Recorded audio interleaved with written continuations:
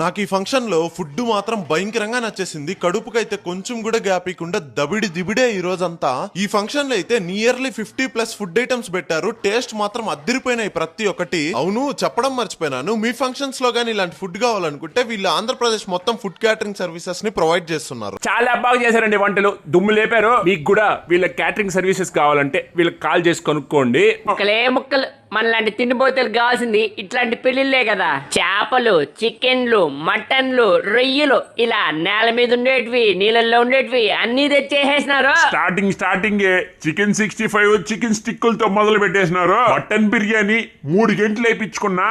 దాంట్లోకి నంజుకునే దానికి ఎర్ర చికెన్ కూర, పచ్చ చికెన్ కూర వేసినారు. తిని జరిగేదానికి మటన్ సూప్ ఇచ్చారు. నాకు ఈ ఫంక్షన్ లో ఫుడ్ మాత్రం భయంకరంగా నచ్చేసింది. కడుపుకైతే కొంచెం కూడా గ్యాప్ ఇవ్వకుండా దబిడి దిబిడే ఈ రోజంతా.